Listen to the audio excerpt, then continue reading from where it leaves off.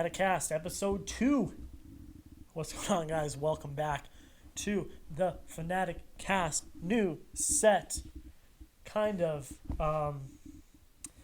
sitting in front of my couch, and behind me is my TV. So if you saw my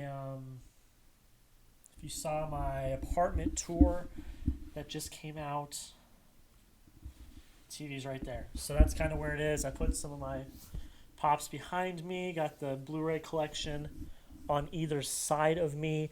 But how's it going, guys? I want this thing that is the FanaticCast to kind of just be more laid back, be more chill. Just kind of have a conversation, talk about various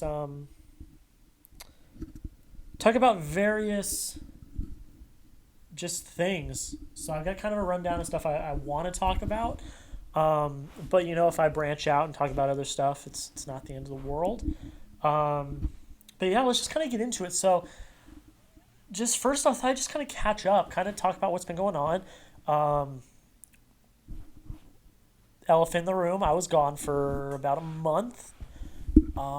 Just kind of busy, man. Just really a lot of stuff going on. As most of you know, I'm a junior at Arizona State, go to Walter Cronkite High School of Journalism. And that's a lot. That's a lot of work. It's hard work to, especially now since I'm an upperclassman, a lot more subject-specific classes that require a lot of outside work. And that's kind of why I took a hiatus from YouTube, because I was just so busy with balancing school and work and extracurriculars, and I have a girlfriend who is the most supporting person in the world, and balancing all of that was a lot. So I took a hiatus from YouTube because I was like, I'm busy, so I need to drop something to have more time, and I dropped YouTube. But now that most of that is done, so the way it was structured was.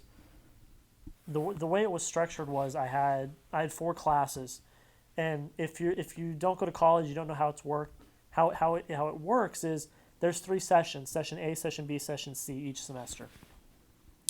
Session A is the first half of the semester. Session B is the second half of the semester.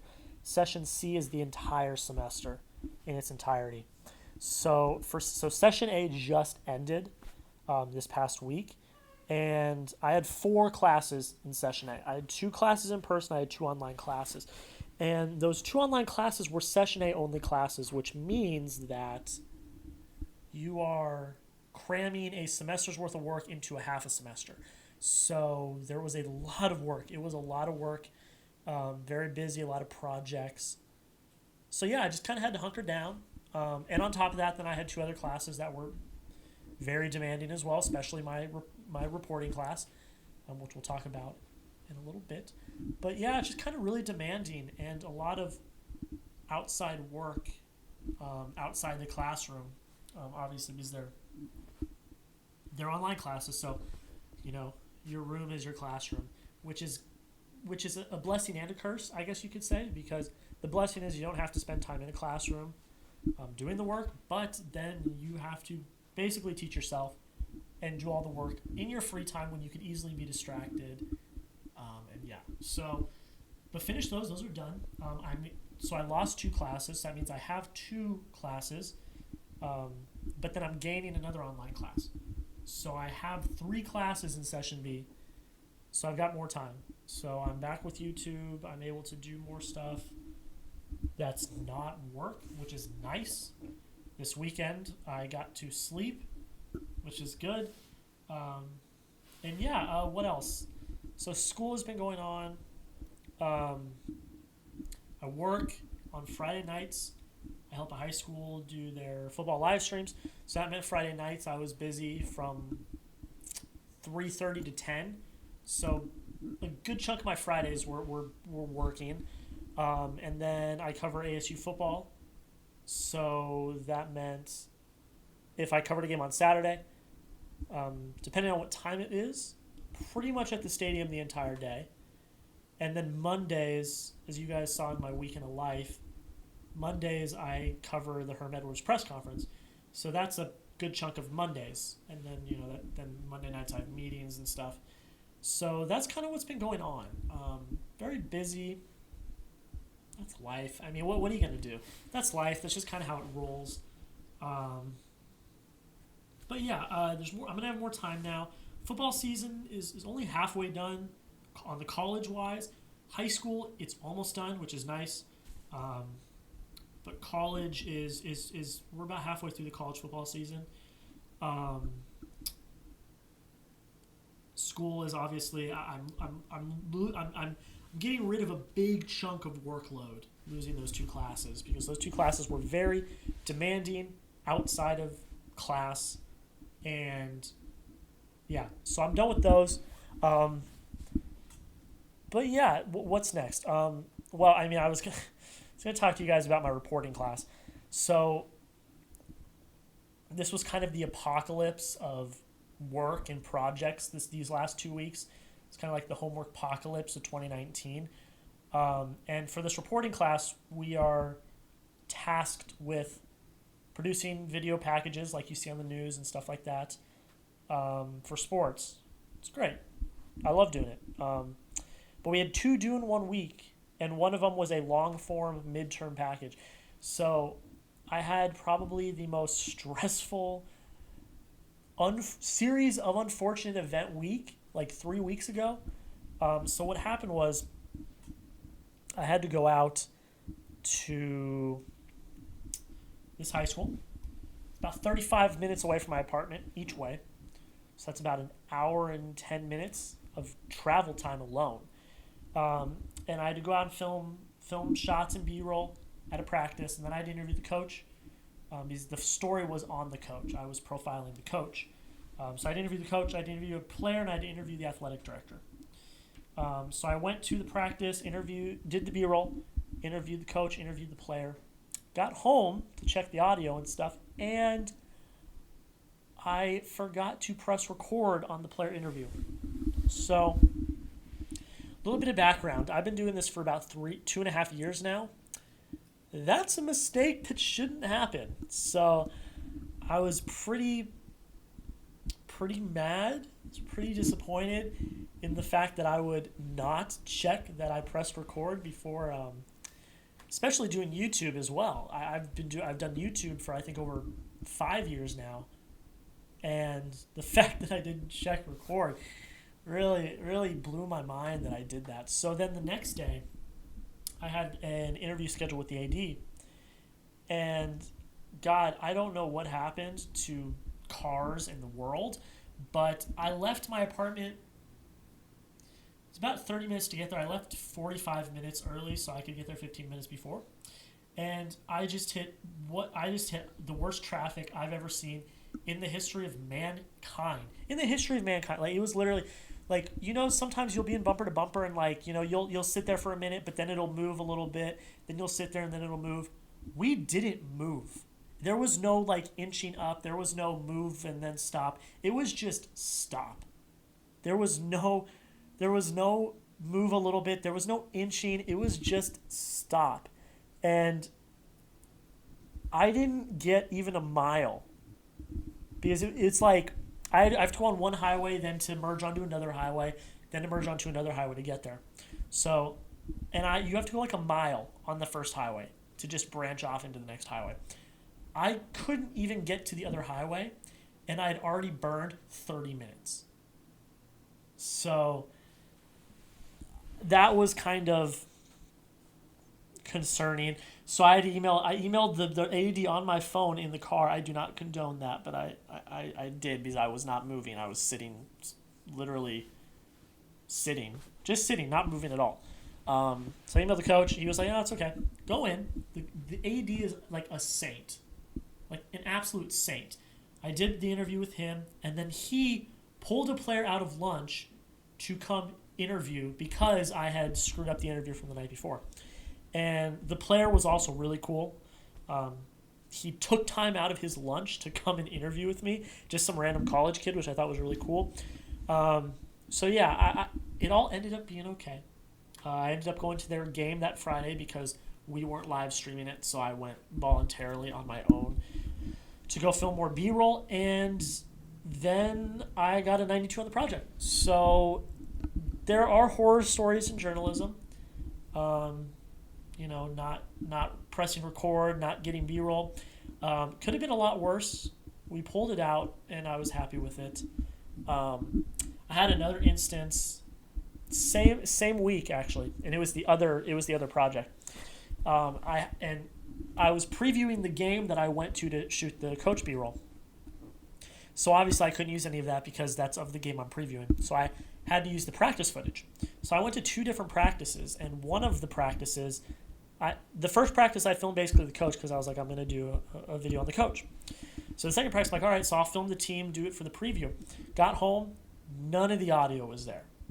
None of the audio. That's my fault. It was a setting with the camera that I did beforehand to make sure I got interview audio, which honestly was more important, so I'm not as mad at myself.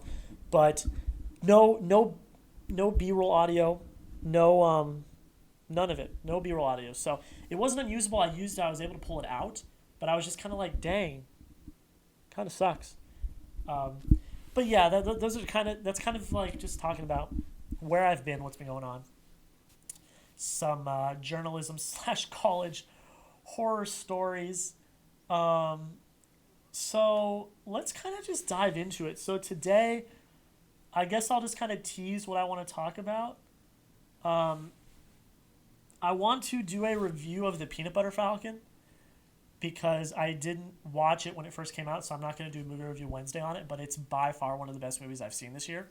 So I'm going to do a review of that in a little bit. I want to preview the Arrow premiere.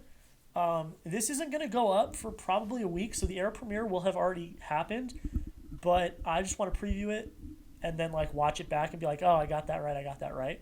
So I just kind of want to preview that, kind of just talk about the season in general, kind of preview the season. So it's not just like a premiere preview, it's kind of a season preview. Obviously, it's the final season of Arrow. You know, sad faces in the chat. Then thought we could get into some Disney Plus stuff because today they released pretty much what their entire catalog is going to be day one on Twitter. So I kind of just want to talk about that a little bit. I'm not going to get into too many details because I don't want to scroll through that. I scrolled through the entire. There was like 700 replies to, like, it was a thread of like 700 tweets, and I scrolled through the entire thread. I'm not going to do that again, but I'll just hit some of the highlights. And then we'll talk about the MLB playoffs a little bit. So yeah. So let's just kind of get into Peanut Butter Falcon. This movie is a freaking amazing. It's I'll give you guys a spoiler because I'm not doing a review on it on Movie Review Wednesday. I gave this movie an A. And not only did I give it an A, but it took over my number 2 spot of the year behind Avengers Endgame. I didn't think Booksmart would be dethroned this year. I genuinely thought Booksmart would be my number 2 favorite movie of the year the entire year. But then I went and saw this movie, and I was just blown away. And Peanut Butter Falcon is now my second favorite movie of the year. If Endgame hadn't happened this year, it would probably be my favorite movie of the year. Long story short. Shia LaBeouf gives a really good performance. Like phenomenal performance. That's all I'm going to say about that because he just acts his butt off. Like he's so good in this movie that I really think he's deserving of like some sort of Oscar nom. It would probably be supporting actor, not lead, because the other kid with Down syndrome really does lead the show, and he's great as well. The story of how this movie was made is fantastic. And I'm not going to get into detail. If you want to hear that story, go over to Collider Live. I love that podcast. I listen to it all the time. Go over to Collider Live and look it up because the directors were actually in there and they told the story of why they made the movie, how the movie was made. That story alone could be made into a movie and be phenomenal, but the fact that the movie was made was great. The story in general is really good. It's not like a true story. It's like an original story, and it was done really well. The directing, if I'm going to talk about the directors, the directing was really, really well done, and one of the directors actually liked my tweet review, which was cool. Um, and yeah, just overall, it's just the movie really hit a lot of emotional parts that it needed to. Um, for a small indie, and like I'm talking bare bones small indie film, it looks really incredible. Like the cinematography's done really well. Um, I don't know how they got Shia LaBeouf involved. I would have to go back and listen to the Collider Live interview because I don't remember exactly how they got him involved, but I'm glad they did because he really did a good job. I think Dakota Johnson is the lady that's the lead lady. I think because I think a lot of Dakota Johnson like fan accounts were liking my tweet, so I think that's who that was. She did a really good job as well. She wasn't in it as much, but the parts that she were in, she shined. Um, but overall, I think the performances were really good. The story is very heartfelt and meaningful. Like it's a meaningful film. They weren't trying to make fun of anything. They weren't trying to do anything flashy. They weren't trying to do any of that. This was a down to earth, grounded story that was done with intention and done very well. It was done very well. So I really enjoyed that. I give it an A, and it's my number 2 favorite movie of the year. Like honestly, I don't like, I don't see any other film topping it. Maybe Star Wars would There's a few actually.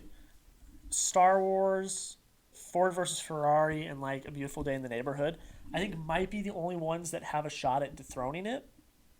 They very well could. But I don't say this a lot about movies because I'm usually able to find something that I don't like about most movies. But I enjoyed every single second of this movie. There was not one second in this movie that I didn't like. And I can even find times in Avengers Endgame where I was like, okay, we could cut this. And I'm like, oh, okay, let's get going. And that's my favorite movie of all time. Um, Even then, but this movie just captivated me from start to finish, and I just fell in love with this movie. If you haven't seen it, it is a smaller indie film. I would really highly recommend it. It's by far one of my favorite movies of the year. I don't know when it comes out on Blu-ray, but I'm gonna probably buy it day one because it's just such a good film. It really is. It's done so well, and the performances are so good, and I just highly recommend it. I really do. But yeah, that's pretty much it for the Peanut Butter Falcon review. Let's go into Disney Plus before we talk about Arrow. I think real quick because I'm not going to really ramble on about Disney Plus. I want to talk more about Arrow than Disney Plus. So they released their catalog today, like their opening day catalog. And some of the highlights are most of the Star Wars movies are on there. I think the only one that's not on there is The Last Jedi. Marvel, there's not as many films. I think there's like 6 or 7. The only Avengers film on day one is Age of Ultron. It's like Iron Man. Let me try to remember. It's like Iron Man 3, Thor: The Dark World, Age of Ultron, Guardians of the Galaxy, Ant-Man, and Captain Marvel, I think, are the ones that are on there day one. Some odd choices. I don't know why you would put Thor: The Dark World on there when it's probably, in most people's eyes, not just my eyes, but in most people's eyes, it's the worst MCU movie. So I kind of questioned that one a little bit, maybe just to kind of get it on there, because I can kind of see what they're doing because it's like if you put all the big ones on opening day, you're not going to attract anyone in the future. So like when Endgame eventually gets put on, which I think gets put on like December or something, they'll be like, oh, by Disney Plus, we have Avengers Endgame on here. They can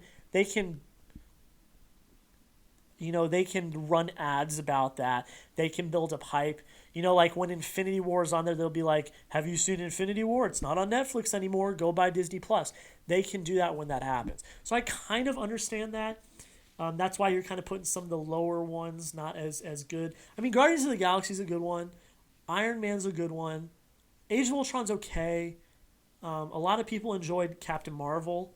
So like those ones are okay, but like you put Ant-Man, which I personally like, but it's not as big of a movie. You put Ultron, which some people don't like, and then you put Thor: The Dark World, and you put Iron Man 3, which I love Iron Man 3, but I'm realistic. I know a lot of people don't like it, and there's a lot of flaws. You put those ones on there just to kind of get them on, to not worry about, and I get that. I just think maybe add like one more banger, like a Ragnarok or a, I don't even know, like add like a Ragnarok or add an Avenger, like the first event. I don't know. Add another banger. And like I'm gonna get Disney Plus opening day because I want to watch The Mandalorian. But like for someone that's not like me, that's like does YouTube videos about this stuff, I may not be as inclined day one to buy Disney Plus because you look at the catalog and if you're like a hardcore like Disney fan or Disney original fan, like everything's on there. But I'm talking more from Marvel and Star Wars fans.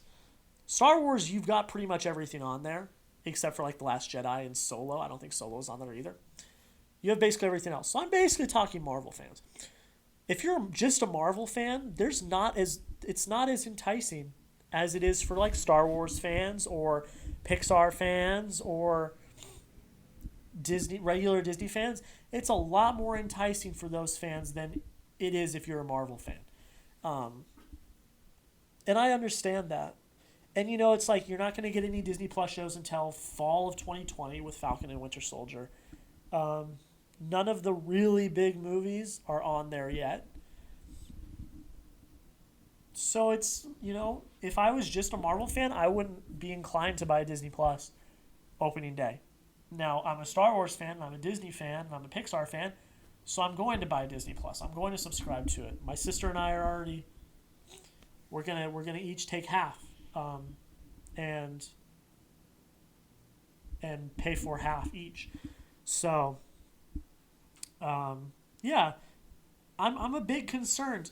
Disney Plus is obviously going to rule. I don't think anyone doubts the fact that it's going to rule over any of these other streaming services. Like, I'm not going to buy any of these other streaming services. I have Netflix and Hulu, and I'm going to buy Disney Plus. I don't have any desire to buy any of the other series. Oh, they're taking The Office off of Netflix. I have The Office box set. I don't need it. Oh, they're going to take Parks and Rec off. I have the Parks and Rec box set. I don't need it. That's the thing is like they're going to like you have to pay for HBO for Game of Thrones. When Game of Thrones comes out on Blu-ray, I'm going to buy the box set of Game of Thrones. So I'm not going to need to buy a streaming service. That's why a lot of people are like, "Oh, physical media is going out the door." Oh, it's all digital. Well, yes and no. Like everyone's like, oh, why do you buy this stuff in person when you can just buy digital? Well, like The Office is a perfect example. Like it's going over to like I think it's called Peacock is what the NBC streaming service is. It's going over to Peacock. I don't want to purchase that like just to watch The Office. I have The Office box set. I can watch The Office whenever I want. I can go to whatever episode I want, whatever season I want, and watch The Office and not have to pay for a streaming service to do it. So, the argument digital versus physical is valid to a point, but for situations like this with like the streaming services, like when the Game of Thrones box set comes out in December, I'm gonna get it because I don't want to have to pay for HBO to watch Game of Thrones again. Like I'm not gonna buy a completely new streaming service to do that. It's not happening. And I'm not going to buy Peacock to watch The Office. I already own it. So what's the point? Segueing into MLB playoffs, I guess. I want to talk about Arrow last. I want to talk about Arrow last. So I think we're going to go into MLB playoffs right now. Obviously, I'm not like as involved as I would usually be, because the Red Sox were abysmal the second half of the season and didn't make the playoffs. Still world champs until the postseason's over. But I guess I'll just give my thoughts because I am a sports journalism major and baseball is my favorite sport. So I guess kind of inclined to have to give my thoughts, and I will. The division series was insane. I didn't watch a lot of it. I haven't watched a lot of baseball since the Red Sox have been out of it. I've been really busy as well. So I haven't had time to sit in front of the TV for 3 hours and watch a baseball game. Which I'm not saying I hate pace of play. I like sitting on my couch and watching a baseball game. That's not what I'm trying to imply. But yeah, the division series from what I saw was insane. 3 Game 5s, that's kind of insane. The Rays take the Astros all the way to a Game 5. I really thought the Astros had them for a sec. I really did. I was like, oh, the Rays may do this. Because you had, who was it? The Cardinals beat the Dodgers? Or was it the Nationals? I think it was the Nationals. Yeah, it was. You have the Nationals beat the Dodgers. That was the ultimate upset of the postseason so far. I genuinely thought that the 2 favorites, I genuinely thought could be eliminated in the first round. The Dodgers were, and I thought I was legit scared for the Astros for a split second. I was like, oh, the Rays may actually have them. Obviously, it didn't come to pass. And now we have a Yankees-Astros ALCS, which I think is the best possibility because there's been 2 games so far, and they've both been insane. I know last night was Game 2, and Spring, I think it was Springer. Was it Correa or Springer? I'm pretty sure it was Springer. Pimped a ball over the right field wall to win the game. Come on. That's awesome. That's so cool. I think today's the 4-year anniversary of the Bautista bat flip. Or 5-year anniversary, which was the most BA moment in baseball up until that point. It was that I will go back and watch that just to watch it. And I'm not even a Blue Jays fan. And that moment is so that moment propelled this new wave of baseball. Because we're in a new wave now of baseball where all these young players are coming in. MLB's marketing it let the kids play. Let them bat flip, let them have swag, and I agree with that. It's not all. A lot of the old guard is out now. The league is run by a lot of young players now. So I agree with that. But that moment was kind of the moment that started that trend going. I think. Because that's when bat flips, and people had bat flipped before that, obviously. I'm not saying that's the case. But that was the bat flip heard around the world. That was the moment that really started this wave of kind of swagger and having fun, having fun.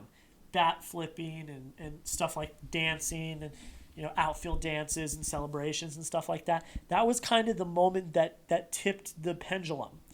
And it's just such an iconic moment. I think today or yesterday was the 5-year anniversary of that, which was kind of dope. In the NL, I really wanted the Braves to take it over the Cardinals. I really thought the Braves were going to make it to the World Series. Obviously, they got taken out by the Cardinals. If I had to make a prediction now, I think it's going to be Astros. Who's playing in the NLCS? Oh, I think it's going to be Astros Nationals. I think the Astros are going to take it. I think the AL team is going to take it. The Dodgers were the NL's best bet at taking the championship. And they're out. So I'm going to have to give it to... I personally believe the Astros will make it, but I'm going to say if they don't, then the Yankees will win. It's going to be the AL team. It's just how it's going to be. Those are my predictions on that. But yeah, the baseball season overall was a very disappointing one for myself, being a Red Sox fan. It's just how it goes. I'm hoping they can rebuild next year because I've heard a lot of rumors of slashing the payroll and getting rid of players. There's certain players that I won't die if they get rid of. If JD Martinez goes, he is a big part of the team, but he did his job. He helped the Red Sox win a championship. But there are other players that I'm they're like must signs. They're like Mookie Betts is a must sign. You can't get rid of Mookie Betts. There have been rumors about Mookie Betts being traded or stuff like that. You can't do that. Like he is a staple player on this team. He is a franchise player on your team. You can't get rid of him. He's not expendable. So that's kind of what I have to say about that. I'm really glad Dave Dombrowski's gone. He did a great job at producing a championship caliber team to win last year, but then that kind of bit him in the butt by not having any money because he spent all the money on these big players. It won them a title for a year, but came back to bite him this year when they couldn't afford a reliever in the offseason, and they lost their two best relievers. And then that was evident very early in the season that they needed reliever help. And then they didn't trade for a reliever at the deadline, which I thought was a mistake. And they didn't do anything to really improve the bullpen. So I'm glad Dombrowski's gone because the front office, which Dombrowski led, was very complacent this year. And this team had a lot of potential, and this team was really good. They just didn't have some key components. And I feel like they knew what those key components were that they needed to fix, and they didn't do anything. So you go from being a championship-winning team to being an embarrassment and finishing like 10-plus games behind the winning team in the East. Like, what are you doing? You know, that's all I got to say about that. Arrow. Final season kicks off tomorrow night when I'm recording this. By the time this comes out, it will have already aired. But right now, as of recording this, I don't know what's going to happen. I'm very interested. It's obviously going to be a kind of homecoming tour / like farewell tour for the show, because this show has, encapsulated everything on the CW, the Arrowverse. It's called the Arrowverse for a reason, because Arrow is the show that kicked it off.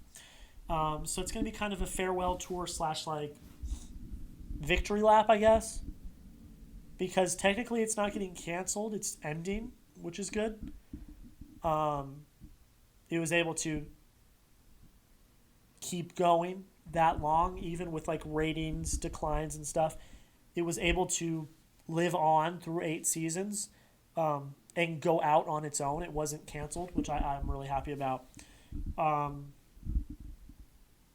I'm ready to see how they end the story. I am. I'm very interested because, I'm going into it very prepared for Oliver to die. It's going to happen. It's going to happen in the crossover. He's going to die. It's already been teed up. But I don't know how it's going to happen. I don't know in what context. That's kind of all blurry and no one knows about it. I'm very interested to see some old characters. I know we saw Thea in a trailer. I'm excited to see her back fighting with Oliver. I'm kind of confused at some of the imagery in the trailers. Are we going to have a crossover with the future Team Arrow and the current Team Arrow? Like, is Oliver going to fight with his future daughter? Like, is that going to happen? I think it might, if I'm being honest. I think that's kind of where they're going. And if they go that way, I'm actually pretty intrigued. I'm kind of excited to see where they go with that, because with the monitor is like this being that's ever powerful. I do think there will be some time travel. I mean, obviously there will be, because I think the first episode of the season is him going back to the first episode of the series, I think, and like living that out in some way. I don't know exactly what it's going to entail because we don't know. But if the trailer indicated anything, it's that he's going back to the beginning. So time travel is going to be involved. So I definitely think that we will see future Team Arrow fighting with new Team Arrow, like, at some point. I would love to see them in the crossover. I'm very interested in the crossover. I think this is going to be the best crossover we've ever had, like, genuinely. This is like an Avengers level crossover. Like, it's going to have everyone plus more. Like we saw Brandon Routh Roth, however you say his name, back in a Superman costume, and like he played Superman in the old Superman movies from like the early 2000s. You see him back in a Superman costume. Like, I think Tom Welling's coming back to play Superman from Smallville. Like, this isn't just a crossover of the CW shows. This is a crossover of like the extended universe in general. Like, I'm very intrigued and very excited to see what they do here. That's the most intriguing part for me, because I think we're going to see a lot of people that are not even from the CW Arrowverse. I think they're from like the extended universe. We're also going to see Black Lightning in our first ever crossover. Now, I haven't personally watched Black Lightning, but it's definitely time to bring all of the Arrowverse shows together. And I think Black Lightning is the only one that hasn't crossed over with any of the other shows, because I know that like Batwoman crossed over in the crossover last year, and all of the other ones have crossed over with each other constantly in the past. But Black Lightning is going to cross over, which I think is cool. So we'll have all of them, plus extended people, which I think is going to be really cool. But yeah, those are kind of my thoughts. I'm very interested to see how they go about it. And yeah, 2 finales in a year of 2 of my favorite shows, both going 8 seasons. Obviously talking about Game of Thrones and Arrow. It's going to be an emotional one. This one's going to be more emotional than Game of Thrones. I was very emotional when Game of Thrones ended, but this one's going to be more emotional because I've been so attached to this show for years. Game of Thrones, I jumped on right before the last season. Doesn't make me a bandwagon or anything. Like, I'd wanted to watch it for a while. But since the last season was coming out, I had a reason to binge it, which I did, and now it's one of my favorite shows. So I was emotional for that one to end. But Arrow's a different monster, because it will go down as my favorite show of all time. I don't think anything will ever top it, because something will have to top Game of Thrones then as well, because Game of Thrones is my number 2. I don't think anything will ever do that. But it's going to be emotional. I'm excited to see. I am very sad to see Team Arrow go. I'm very hopeful, though, because they're saying that there's going to be like a female Arrow spinoff with all of the ladies from Arrow, which I think will actually be kind of cool. I think they're putting they're sprinkling like a pilot episode in there for them in that season, which I think will be cool. I'm kind of looking forward to that, because then we'll still have some of the beloved characters from Arrow. We just may not have Oliver, which will be cool. But yeah, those are kind of my thoughts on the last season of Arrow. So yeah, guys, that's pretty much it. Let me know what you think of this format of the FinatiCast. This is kind of how I want it to be. Kind of just sit here. I want to obviously have guests. I'm not going to just do it by myself all the time. I want to have guests on. We'll put 2 chairs here and talk.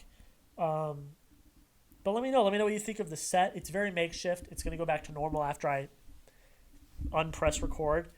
But yeah, guys, let me know down below in the comments what you thought about anything we talked about today. Sorry, give me a sec. Let me know what you thought about anything today. Let me know. We talked about a lot of stuff. Let me know what you thought about Peanut Butter Falcon, MLB Playoffs, Arrow, Disney Plus. Let me know. Love to hear what you guys have to say. But guys, that's pretty much it. Thank you so much for watching. I don't think this is going to be on any podcasting stuff, because I don't know how to do that. So it's probably just going to be on YouTube. But let me know what you think. Thank you all so much for watching. Have a great rest of your day, and we will see you back in another video. See you guys later.